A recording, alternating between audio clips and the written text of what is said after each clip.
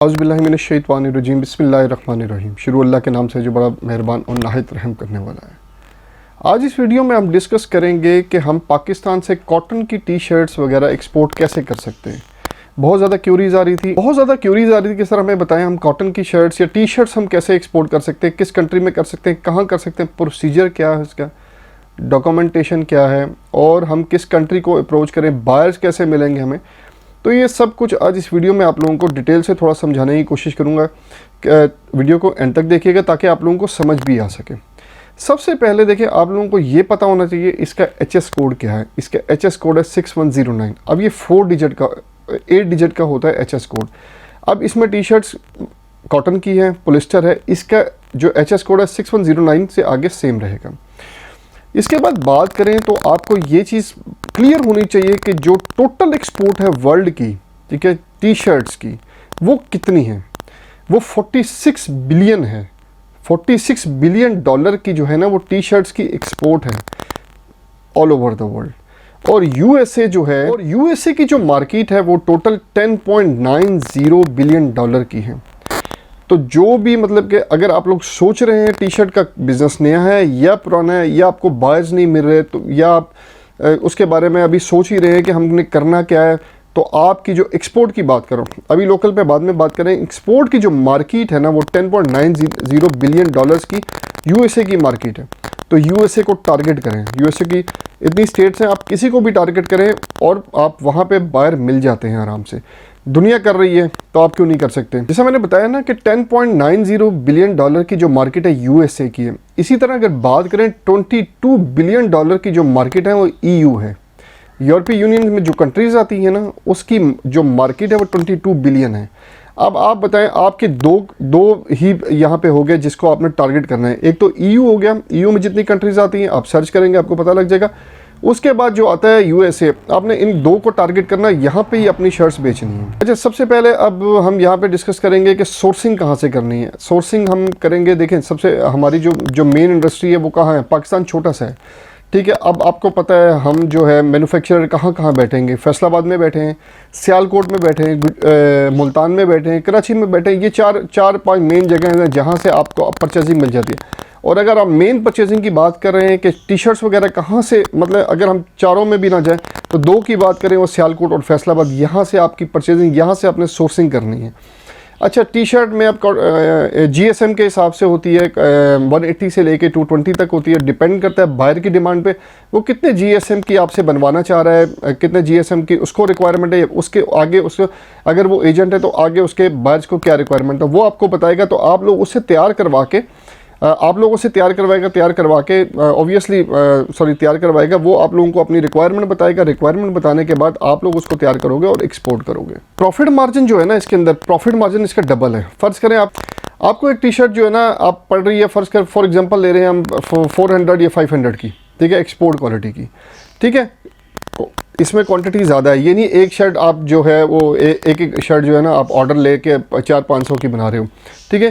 फ़र्ज़ करें आपके पास जो है ना 400 की 500 की जो है ना एक पीस बन रहा है, तो उसकी जो सेलिंग प्राइस है ना USA में कम से कम $5-6 है। अब 5-6 को मल्टीप्लाई कर दें 280 के साथ, आप इसमें फ्रेट वगैरह ऐड करें, इसकी जो ट्रांसपोर्टेशन है, कार्गो वगैरह ऐड करें सारा, तो वहाँ पे पहुँच के आपको डबल मार्जिन मिलता है। लेकिन अगर आपने स्टार्ट में काम कर रहे हैं तो आपने इसमें कम से कम जो है ना 40 से 50% अपना मार्जिन एडअप लाजमी करना है। क्यों? देखें, अब बात यह है कि आपने फ़र्ज़ करें हमने 40-50 भी नहीं हम करते, हम कहते हैं कि यार हम जो है ना हमारे कंपटीटर्स, पहले आप देखें, इससे पहले आपको कंपटीटर्स का पता होना चाहिए। आपके कंपटीटर्स कौन कौन से। हमारे जो मेन कंपटीटर है ना वो इंडिया है और बांग्लादेश है। इंडिया से भी ज़्यादा बांग्लादेश है। अब आपको पता है बांग्लादेश की जो एक्सपोर्ट है ना वो 2 बिलियन से ऊपर की है मंथली, 2.7 बिलियन की है। और इंडिया की जो है ना 2.31 बिलियन की है, बिलियन डॉलर्स की है।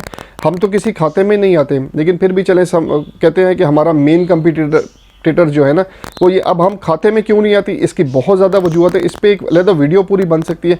कुछ हमारी नालायकियाँ हैं, कुछ हमारे लोगों की नालायकी है, कुछ हमारी गवर्नमेंट की नालायकी है, जिसकी वजह से हम लोग जो है ना सक्सेसफुल नहीं हो पा रहे। हम 2015-16 तक हम ठीक लेवल पे थे, लेकिन उसके बाद से हम लोग ऐसा हमारा डाउनफॉल शुरू हुआ है कि हम लोग मतलब बांग्लादेश से भी नीचे। अब बांग्लादेश 2.7 मैंने आपको बताया ना 2.71 बिलियन डॉलर की मार्केट है जो एक्सपोर्ट करती है टी शर्ट्स।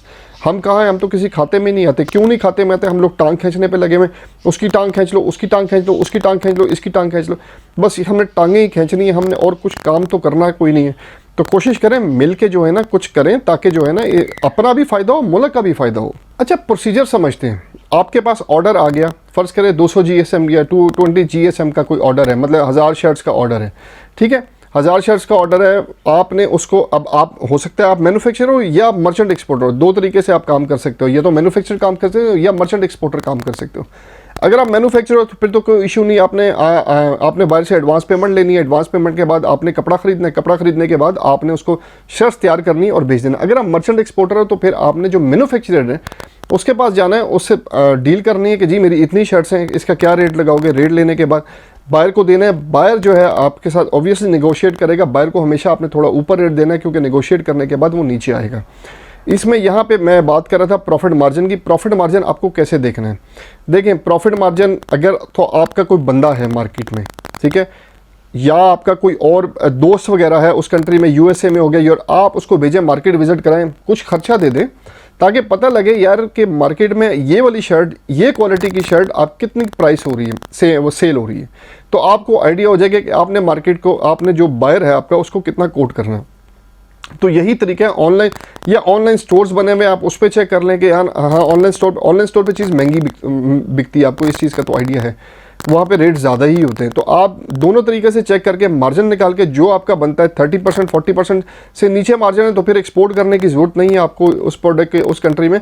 लेकिन अगर इतना बनता है तो अल्लाह का नाम लेके आपने शुरू करना। वहाँ पे देखें फिर वही तो है, हमने शुरू तो करना है, लेकिन हमने क्या करना है, लेकिन जो भी इंडियन प्रोडक्ट्स आ रही हैं, बांग्लादेशी प्रोडक्ट शर्ट्स आ रही हैं जो इंडियन आ रही हैं उसकी, और अपने आप को कंपैरिजन भी करना है। हमने उससे अच्छी क्वालिटी देंगे तो हमारा मार्केट में नाम बनेगा। अब आप गल्फ़ में चले जाएँ, ओमान गया हूँ, बहरीन गया हूँ, वहाँ पे जिस हम लुलु मार्ट, हाइपर मार्ट, जिस मार्ट पे भी जाते हैं वहाँ पे जो बांग्लादेश का माल बहुत ज़्यादा पड़ा हुआ है। कोई छोटा मार्ट भी है तो उस पर भी बंगालियों का जो टी शर्ट्स वगैरह है ना, एम 2.71 बिलियन डॉलर उनकी एक्सपोर्ट नहीं है, ठीक है, वो अपनी प्रोडक्ट को जो है ना मनवाते हैं, ठीक है। ऑल्दो मैंने भी एक शर्ट वहाँ से परचेज़ की थी ओमान से, तो मुझे भी 3 साल हो गए वो पहनते हुए, अभी तक ख़राब नहीं हुई है। लेकिन हमारे यहाँ पे क्वालिटी ऐसी होती है, ये बात वैसे ही बात कर रहा हूँ, कमेंट आएंगे इसके कि हमारी भी क्वालिटी अच्छी होती है, बिल्कुल होती है, ऐसी बात नहीं, हमारी क्वालिटी पे कोई कंप्रोमाइज़ नहीं है। हम भी क्वालिटी हमारी भी बहुत अच्छी होती है, अब भी होती है, पहले भी होती है, लेकिन हम मार क्यों खा रहे हैं, हमें जो हम टी शर्ट्स वगैरह एक्सपोर्ट करते हैं उनको इस रीज़न का पता होना चाहिए कि हम मार क्यों खा रहे हैं। अगर हम देखें, अगर हम मिल के काम करेंगे ना तो हम मार नहीं खाएंगे, हर जगह मिल के ही काम होता है, ठीक है। हम लोगों ने काम करना है मिलके, ताकि हम जो है एक्सपोजर हमारा जो है बाहर, जो हम लोगों ने हमारी जो हमारी एक थी ना कि पाकिस्तान की कॉटन, पाकिस्तान की टी शर्ट, अब वो वैल्यू नहीं है, लेकिन उसको अब दोबारा बनाना है। तो हमें कोशिश करना है कि एक दूसरे की टांग ना खींचे, मिल के काम करें, ताकि हम जो हमारी कोई भी जो है ना मुकाम जो है हमारा उसको हासिल कर सकें। ऑल्दो हमें डॉलर ने भी मार दिया, डॉलर रेट ने भी मार दिया, लेकिन खैर है नहीं हो, लेकिन ये तो अब साथ साथ चलता है ना।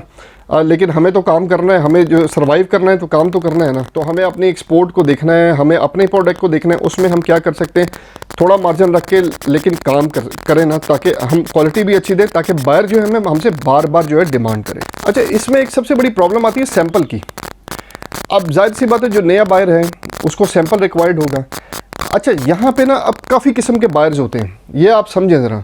यहाँ पे 2 नंबर बायर भी मिलेगा आपको, 1 नंबर बायर भी मिलेगा। वो करते क्या हैं, वो करते ये हैं कि आपसे सैंपल मंगवा लेते हैं और चस्के के लिए, ठीक है, आप लोग भी खुश हो जाते हैं कि यार हाँ भाई सैंपल आ गया, हम जो है अब जो हमारी एक प्रोडक्ट जो है हमारे बायर मिल गया हमें। ऐसे बायर नहीं मिलते होते, आपको थोड़ा देखना है कि वो वाकई असली बायर भी है कि नहीं। उसकी कम से कम आपने ये कुछ और नहीं कर सकते आप, ठीक है, लेकिन उसकी वेबसाइट, उसके फेसबुक पेजेस, इंस्टाग्राम, लिंक्डइन, कोई पेजेस आप देखें, ट्विटर आप देखें।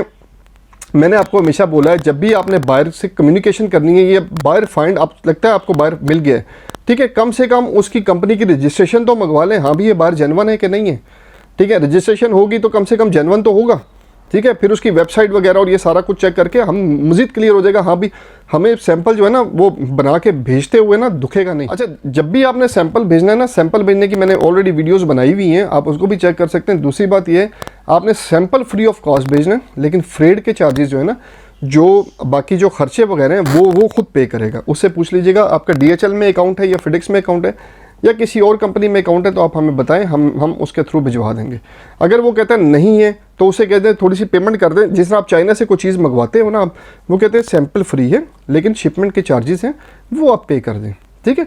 तो शिपमेंट के चार्जेस आपने उनसे लेने हैं और फिर सैंपल भेजने हैं। बेशक सैंपल तैयार करके अपने पास रख लें, ठीक है। जब शिपमेंट के चार्जेस आ जाएंगे तो आप उसको भेज दीजिएगा। ऐसे मुंह उठा के आपने सैंपल उठा के 100 पीसेस बनाए तो एक एक करके नहीं भेजने आपने, ठीक है। अच्छा, थोड़ा सा ना पीछे मिस्टेक हो गई है कि बांग्लादेश की जो एक्सपोर्ट है ना 9.06 बिलियन डॉलर की है, ठीक है। वो मैंने 2.71 बोल दिया, वो इंडिया की है, वो मैं मिक्स कर गया। तो 9.06 बिलियन डॉलर की जो है ना वो एक्सपोर्ट है बांग्लादेश की।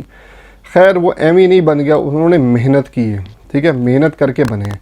तो चलें आपको देखते हैं कि एक्सपोर्ट किस किस कंट्री की जो है टी शर्ट्स की बहुत ज़्यादा। अगर बात करें चाइना की 9.12 बिलियन की है, अगर बांग्लादेश की बात करें तो 9.06 बिलियन की है। इसके बाद तुर्की की बात करें 2.8 बिलियन की है। इसके बाद जर्मनी की बात करें 2.77 बिलियन की है। इसके बाद इंडिया की बात करें 2.71 बिलियन की है। इसके बाद बात करें वियतनाम की, वो 2 बिलियन की है। तो ये देखें, यही जो 4-5 कंट्रीज़ है ना, इन्हीं ने 24-25 जो है ना आपका वो जो कंट्रीज़ ने एक्सपोर्ट जो है ना वो पकड़ी हुई है। इसी तरह EU की भी एक्सपोर्ट है। EU में जर्मनी भी आता है और आपका मतलब और कंट्रीज़ भी आती हैं। तो अब आप हिसाब लगा लें कितनी एक्सपोर्ट हो रही है टी शर्ट्स। 46 बिलियन डॉलर की जो है ना मार्केट है इसकी। आप लोग भी करके ना एक्सपोर्ट अच्छा रेवेन्यू कमा सकते हैं। थोड़ी मेहनत है, मेहनत करें। आप लोग मेहनत नहीं करते, आप लोग थक के बैठ जाते हैं, हमें बाहर नहीं मिल रहा। ये जो 9 बिलियन की एक्सपोर्ट है, तो इसमें क्या है, हाँ ड्रॉबैक्स ऑब्वियसली हैं, हमारे भी हैं, हमारे मुल्क के भी हैं, लेकिन हमें तो हिम्मत नहीं आ रही।